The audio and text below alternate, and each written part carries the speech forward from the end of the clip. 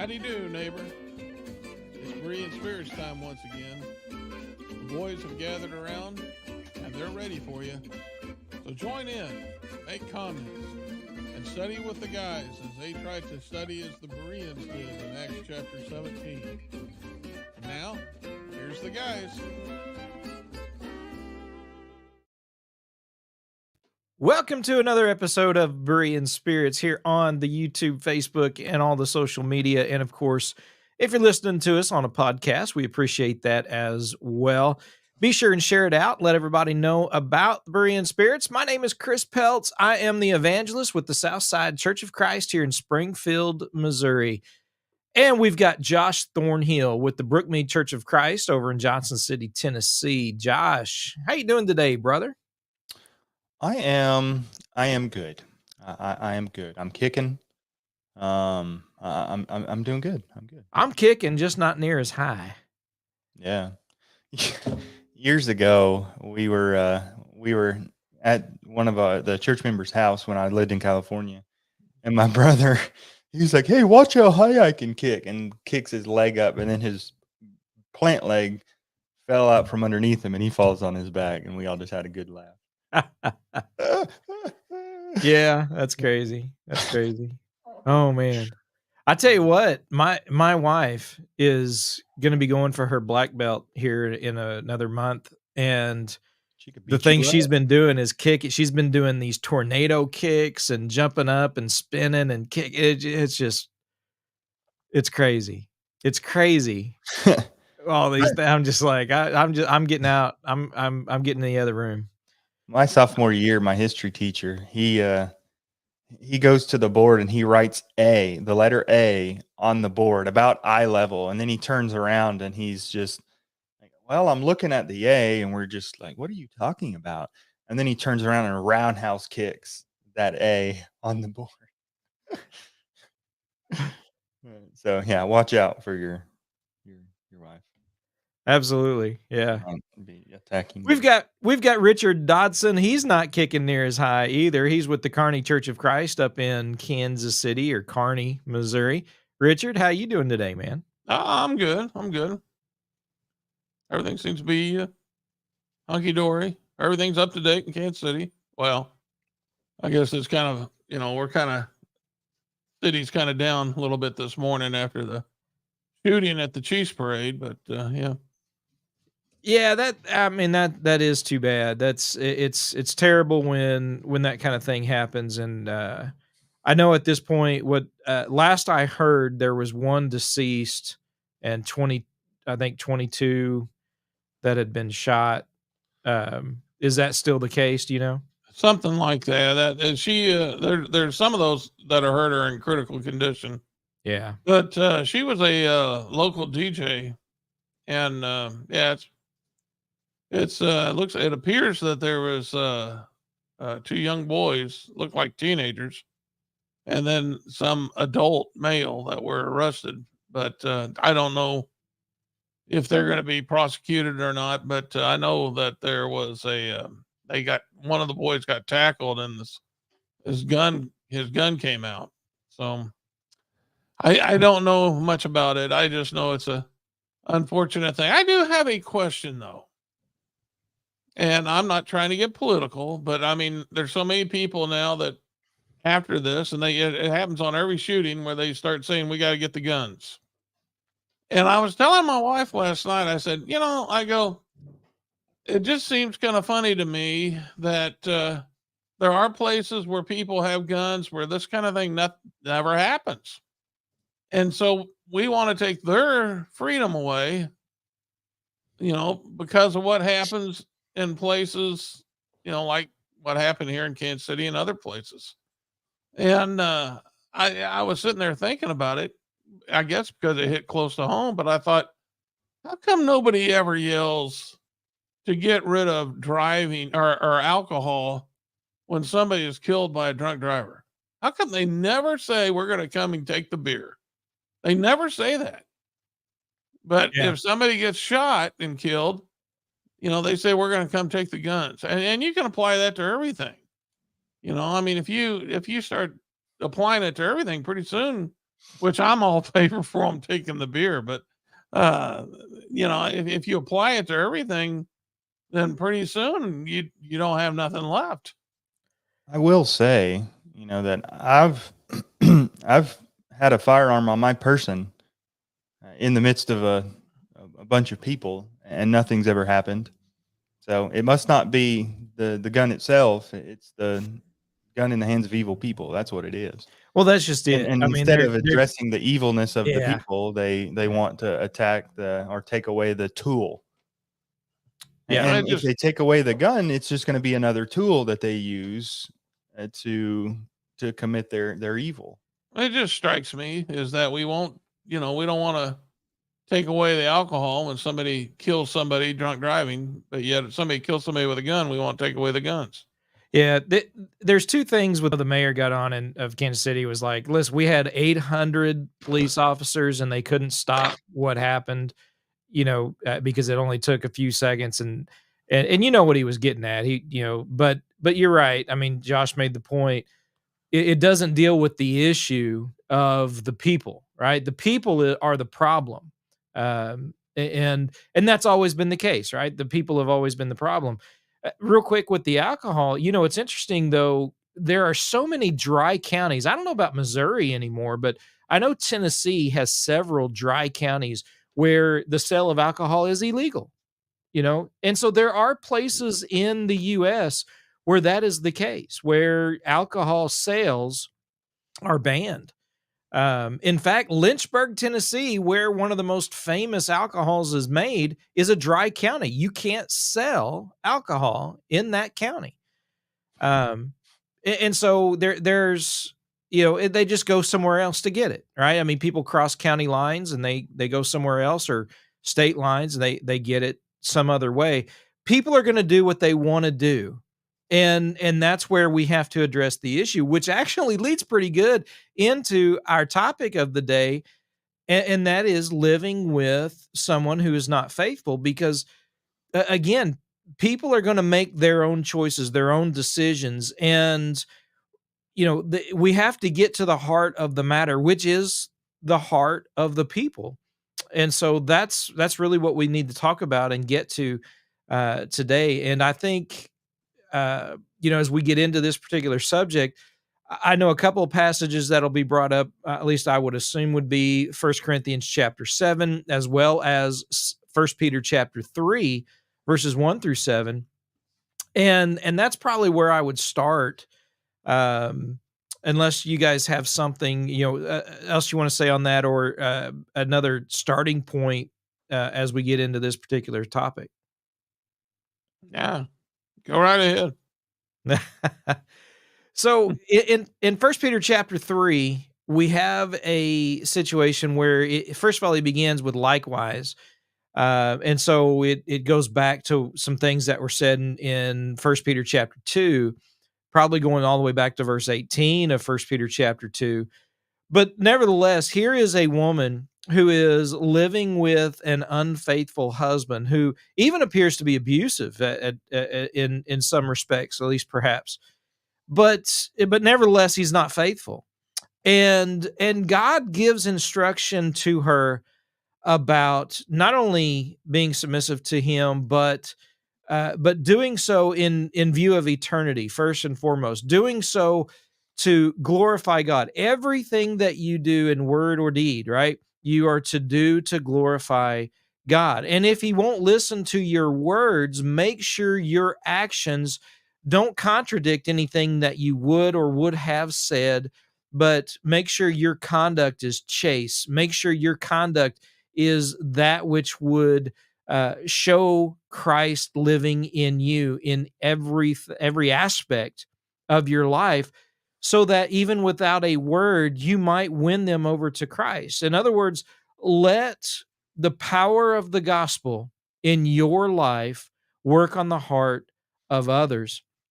And I think that's ultimately kind of where we'll end up in this discussion, but I think it's a good place to start as well. Richard? Well, I just think it can be an extremely difficult trial for any Christian to have to go through when a family member or loved one, someone you live with, is not obeying Jesus Christ because they're acting selfishly. I mean, they're looking to live their life the way they want to live it, and they're looking to satisfy the desires of the flesh. And so, because of that, it's a conflict that takes place, and so it makes it very, very difficult. And I'm talking about, for instance, a wife who lives with a husband who's a drunk or a gambler.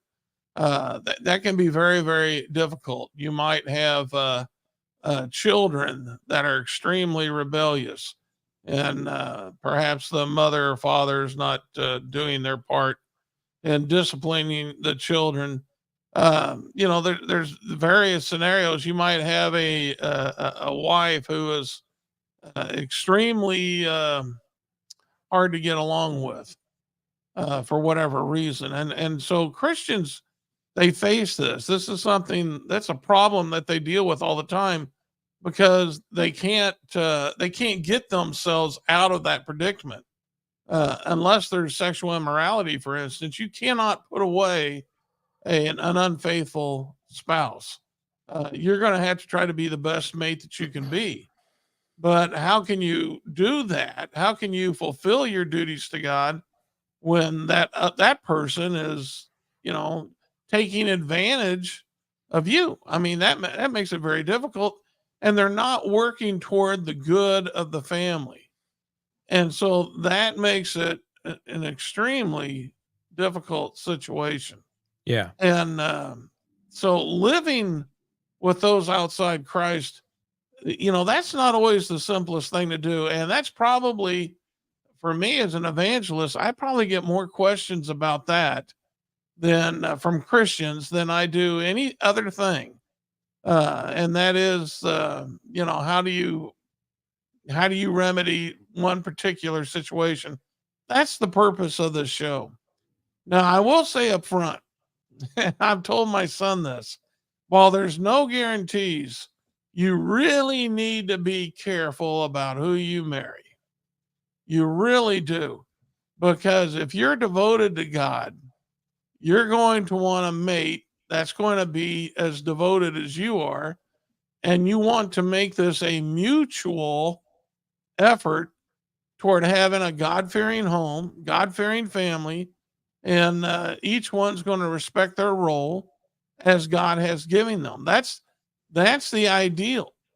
And if it's not ideal, then like I told my son, run away from it because in my experience, um, marriage is either one of the best things on this earth or it's one of the worst.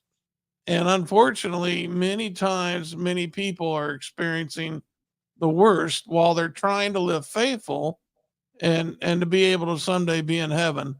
And because of that burden, we need to, as brethren in Christ, try to find a way to help them bear that burden. And that's the point of the show today: is Yeah. what can we say from the scriptures that will help you endure this burden? One of the things that I think it's easy to do is become reactionary, and that's a very real danger when you have someone who is not faithful, who isn't doing what they can with the best interest of the family in mind, is to become reactionary. But Josh, when you look at these situations, when you have someone unfaithful in the home, their unfaithfulness does not change your responsibility. You have a responsibility in the role that you are in, whether it is a husband, a wife, a child, a parent, and God is to be first in that responsibility, in that relationship. And trying not to be reactionary, as difficult as it is, it's vital, because when we begin to react, our conduct becomes dependent upon those around us rather than our relationship with God. Right. We do find, you mentioned the passage there in First Peter about the husband who's won by the chaste conduct of his wife, even without a word. You also find the First Corinthians where, if a man has an unbelieving wife, he is not to depart from her, and if she has an unbelieving husband, she is not to depart from him. And he says in verse 14, the unbelieving husband is sanctified through his wife, and the unbelieving wife is sanctified through her husband. And so, there is still a responsibility that you have to, be a Christian and be a godly example to those kinds of people.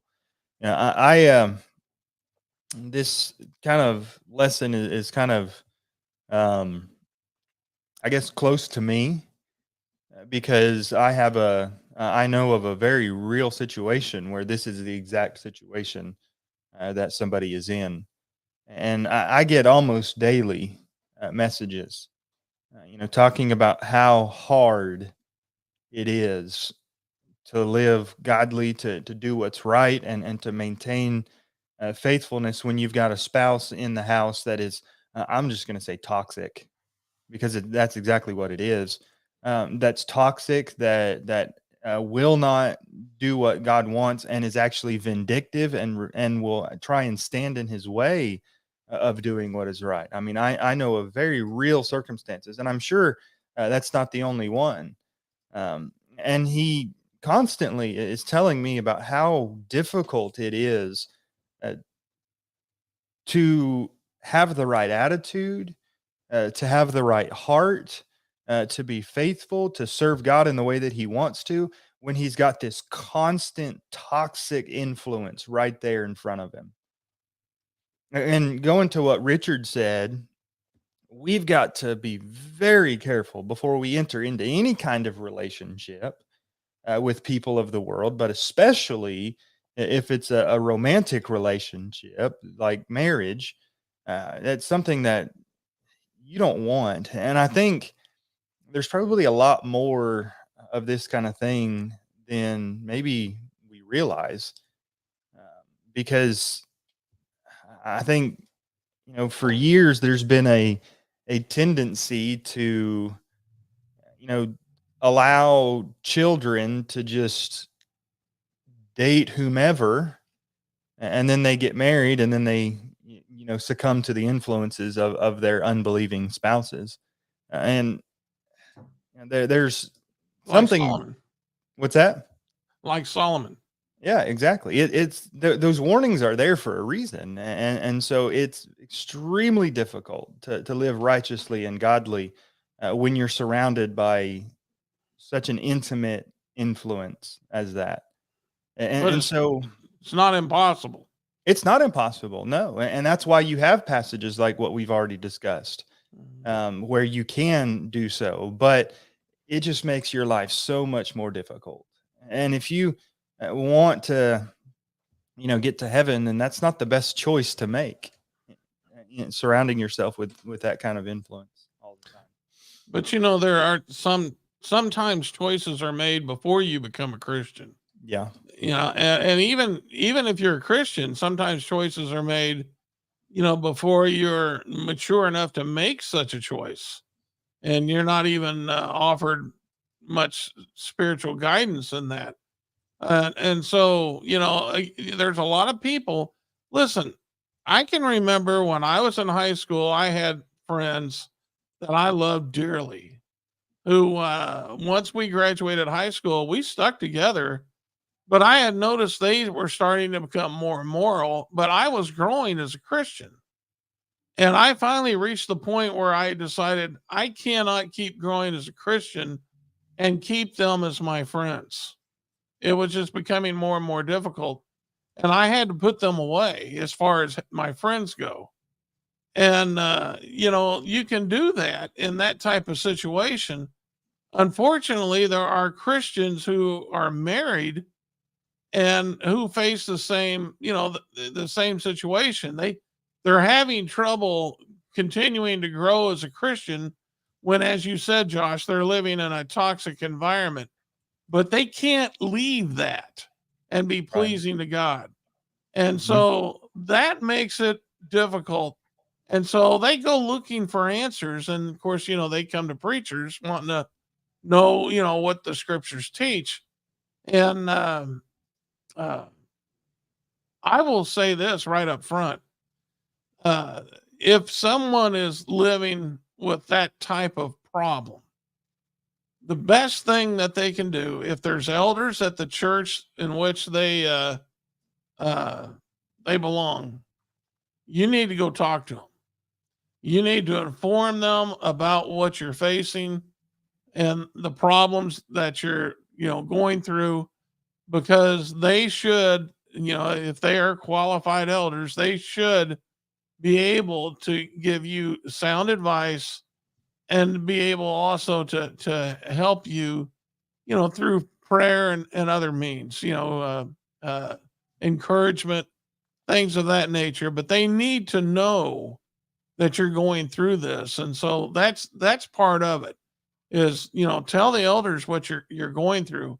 And then secondly, I think, and this is where many people, I think they just missed the boat. Christians are a people that walk by faith. And we have to be willing, as 1 Peter 5 teaches, we are to cast all our anxieties upon the Lord. So, I mean, this is obviously something we can't handle ourselves. We need to put this in the Lord's hands.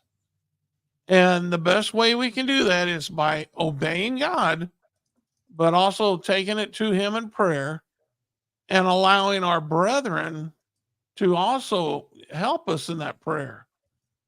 Now, the Lord, He's not going to allow you to be tempted more than you're able to bear. Well, and that's where I was wanting to go there with Josh here in just a minute, but go ahead. Well, go ahead. Go ahead.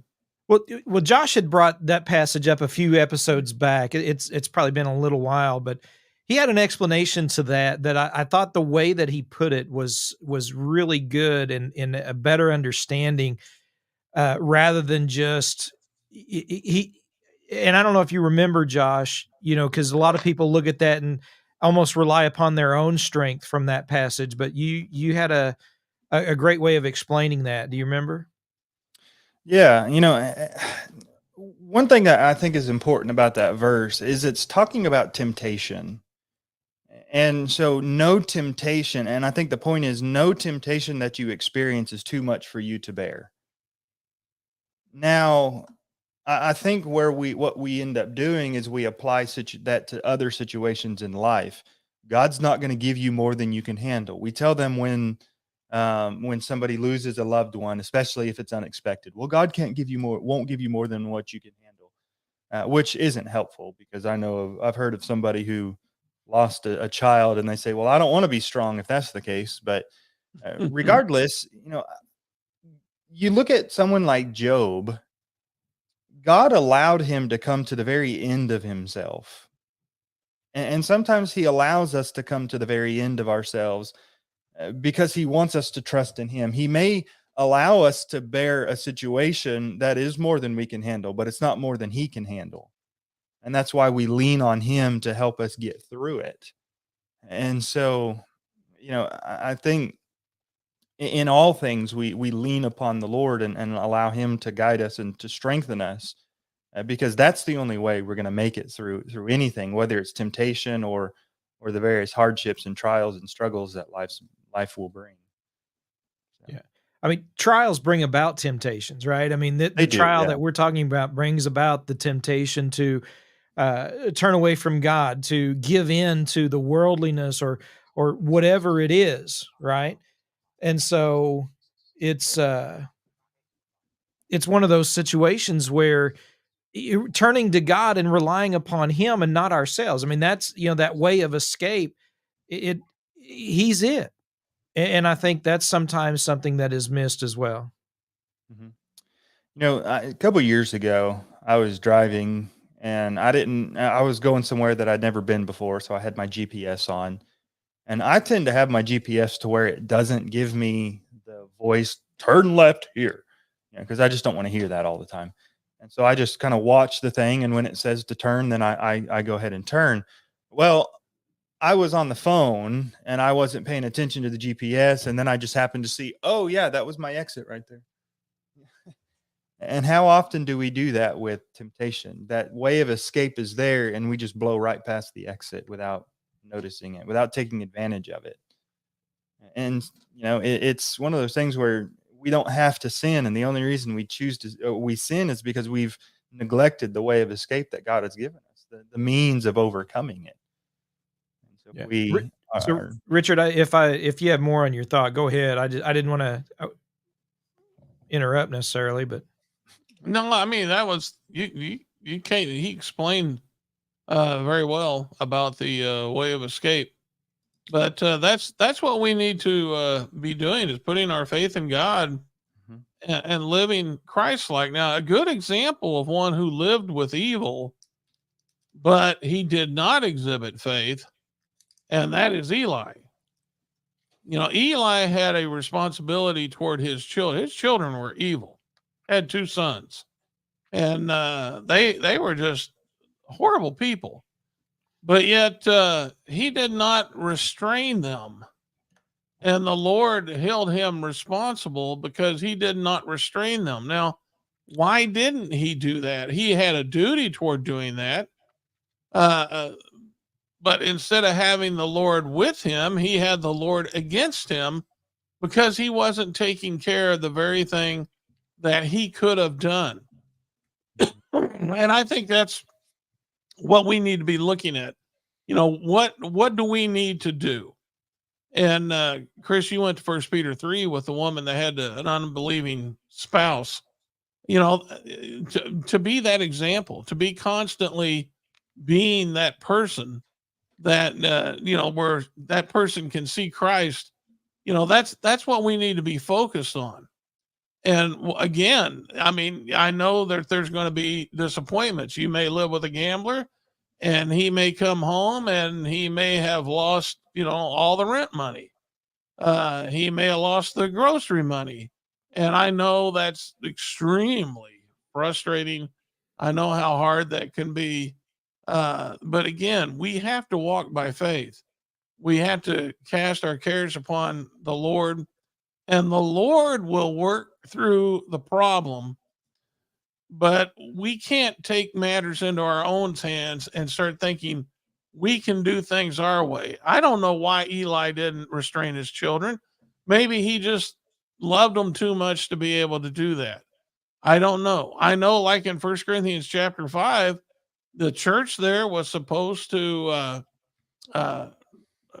to discipline. discipline a man who was in sin, and they didn't. They for whatever reason they glorified in it. And you take that same principle into the family. Sometimes that can happen. We can start thinking so highly of our loved ones that we do not carry out the commands of the Lord, and in so doing, our prayers are hindered. Yeah. And so we don't have the Lord helping us in that. And so the first and foremost, you need to do is you need to walk by faith and do the things that are pleasing to God, and then let God work on your problems, Yeah. because He'll do it. He will do something. So there are a couple of things that you said, and I understand what you mean. When you say Eli, maybe he loved them too much. Hebrews chapter 12, actually, God says, if you don't discipline, then you don't love them at all. love them in the Well, wrong way. yeah. Yeah, right. Yeah, love them, and you're right. That's true. But at the same time, look at Samuel. Samuel's sons were evil as well. The people didn't like them either because they weren't much better, it would appear, than Eli's sons. But it does appear as though Samuel, did things differently than Eli, and which brings me to the point that people often have said, and they've told me, I mean, I've in these situations, I've had someone come to me and say it didn't work or it doesn't work. And I want to make this very clear. God's way always works. All right. Now, the problem is sometimes what we view as working isn't God's view of working out and being, the right, or the same results. Sometimes the results are different in what we consider what has worked and what hasn't. that woman in 1 Peter chapter 3, if she does what God says to do, whether he comes to the Lord or not, it worked because she saved her own soul in being faithful and just before God. And so it worked, right? She did what she was supposed to do. We can't force the gospel on anyone. It is their choice, their decision they have to make. But God's plan works. If not, in as we view it in the lives of others, it's worked in our life and in our relationship with God. And another good example to bring up is Joseph and his evil brothers. They sold him as a slave because of their jealousy. Joseph and his father had a special relationship that they were jealous of, and they sold him as a slave. And as a result of that, there was suffering on the part of Joseph. I mean, you can only imagine, the trip into to Egypt. I mean, how scary that must have been for someone, who's being, sold. But then, at one point he's in jail.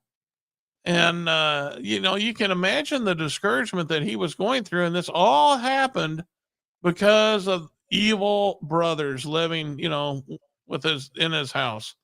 And of course, at the end of the story, if you go toward the end of the story of Joseph, Joseph reveals that the Lord had a plan and he was using his brother's evil to bring about a greater good. And Joseph understood it at that point.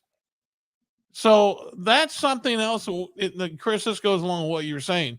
That is something we have to recognize. You may be carrying around a horrible burden, but by you carrying that burden, we don't know what the plan of the Lord is. Your faithfulness while you endure this burden may be bringing about a greater good that you're not aware of.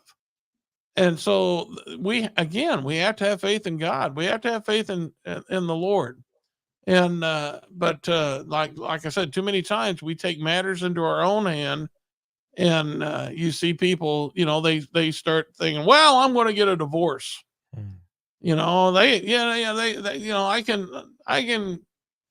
I can, and the Bible doesn't give me authority for it, but the Lord surely doesn't expect me to stay married to this person. This is not joyful, and I've heard all types of scriptures that try to justify that.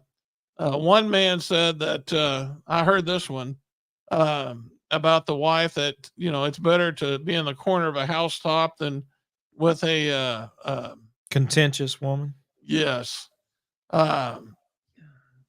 Somewhere in Proverbs, I think. But needless to say, that he used that as a reason that he could get a divorce, which that's he's looking, he's just grasping at straws. Now we can't do that. We're going to have to keep our head together, and we're going to have to think, well, listen, if I have to carry this burden, like Peter's, he had the thorn in the flesh. If I have to carry this burden, then so be it. That's the will of the Lord, and I'm grateful I can serve the Lord this way. Yeah. That has to be our attitude. That's part of walking by faith. Yeah, and that's the difficult part in our lives, right? I mean, Hey, people want to make it easy. Christianity is not hard. Not easy. There is nothing about Christianity that's easy. It is a hard thing to come from a life of sin and to train your mind to live righteously. That is a very difficult thing to do. But the rewards, boy, they're great. I mean, it far outweighs what's going to happen to those who don't try. Yeah. Josh, go ahead. And I would add to what Richard just said, when you have two people that have the same outlook, that have the same goals, that are working together to serve God, to be righteous, to encourage one another, to build up one another, and to work together and walk together toward heaven. It's hard enough like that. Yeah. Just considering all the influences in the world around us, that's hard enough. And when you have,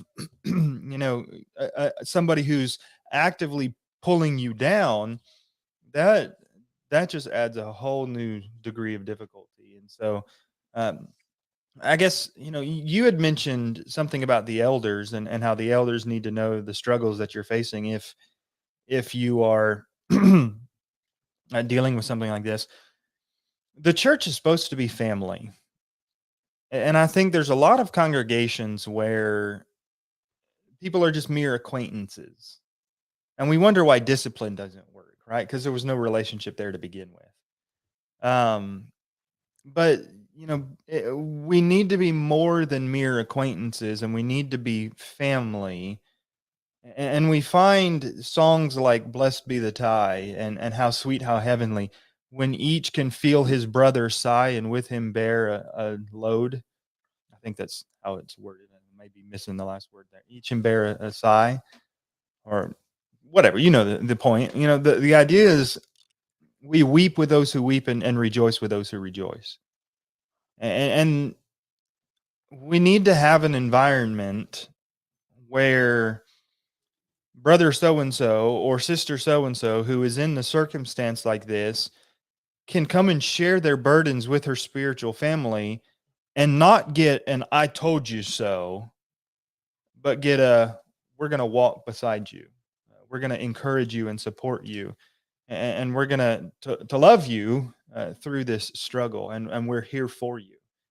And that can go a long way in strengthening somebody in the midst of such a circumstance. We need to be there for one another and I think part of our American culture with this rugged American individualism is so contrary to the scriptures. It's not what God wants. God wants a community of people who have all things in common, and not like some kind of socialist commune or something, but people who share their burdens with one another and who love each other and are going to strengthen each other and help each other through the different circumstances that they face. That's the goal that we need to work toward within our congregations of God's people. And if I can add to that, and this doesn't happen often, but I mean, if someone is having trouble, let's say they're married to someone who's not, who's, I mean, they're just a mean person. They're not doing the things they need to do. Well, how many Christians then, evil companions corrupt good morals. We talk about that. But also, our influence can also influence others for good, as we see in 1 Peter 3. The wife can influence the husband. Well, why can't members of the church try to be a good influence on that non-Christian? In other words, why can't I go to this man whose wife is a sister in Christ, and he's, being a burden for her? Why can't I go to him and say, "Hey, let's go fishing." And while we're fishing, we can talk about spiritual things as I try to build a relationship with him to where I can teach him to try to influence him for good. And if it's not just me that's doing it, what if there's other men in the congregation that's doing it? We're helping that sister carry that burden, and we're trying to bring about change. And again, like all too often, we don't do that, but that's something that I think that we need to really get involved with the burdens that our brothers and sisters carry in this, because it can be too much. I mean, it really can be very, very hard. Hey, we got a comment here. Let's start going through this. Thomas Thornhill, never heard of him. This is Josh's dad, by the way. He goes, I heard a preacher one time say, and I use it: if you marry an unbeliever, you're going to have problems with your spiritual father-in-law. It's the And, devil. huh? It's the devil. Oh. And he says, while applied to marriage, it can also apply to others whom we associate with. And he goes on, he says, the sad reality is there are associations you cannot avoid, but when you do have a choice, are you choosing wisely? Yeah, that's a great point. That Yeah. is a good point. Yeah. And if I could, Romans 12, points out, preferring one another. And I think you guys have both made just a tremendous point in the respect that being a family of God, right? Too often preachers are looked at almost as outsiders, right? You've come into this area, you're not from here, and you're probably going to leave in a few years or whatever. And it's more difficult sometimes for preachers to become a part of the family, and and which is unfortunate.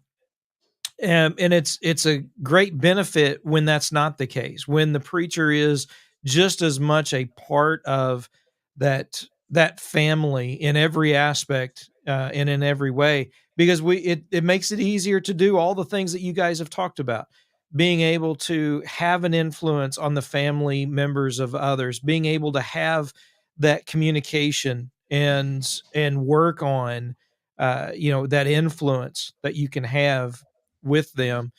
And that's what it's about, showing Christ, right, over everything else, putting God first and making sure that we're doing all that we can to uh, to illustrate the love of God both in our lives and the love that he has for them as well. Mhm.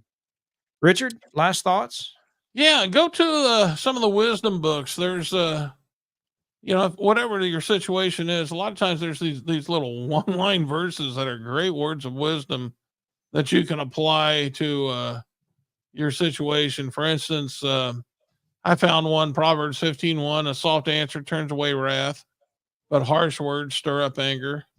That's something to keep in mind when you're having problems with an unbelieving mate. So, there's little things like that in the wisdom books that can, kind of give you some keys on what you can do to help yourself in your situation. Yeah. Josh, last thoughts?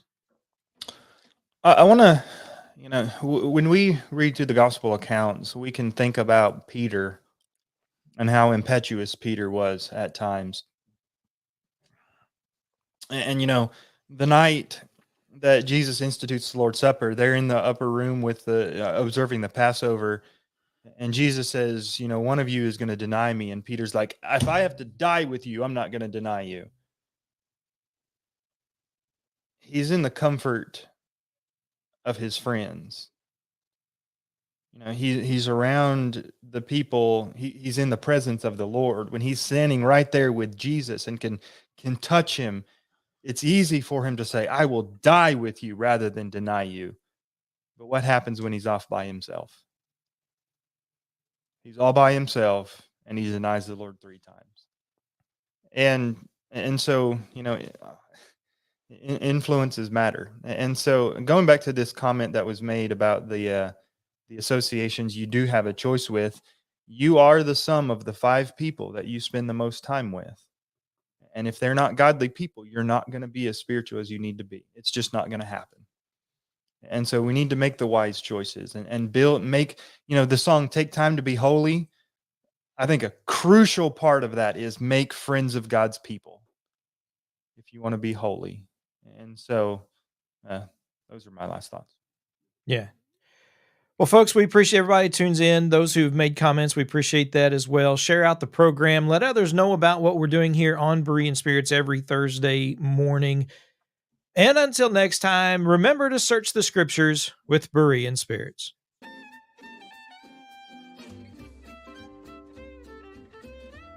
Well, folks, that's all for today. Don't worry. Lord willing, the guys will be back next week for another Bible study on Berean Spirits. Until then, let the guys hear from you. Drop them some email at bereanspirits@gmail.com. They'd love to hear from you. Until next time, let's keep studying that Bible.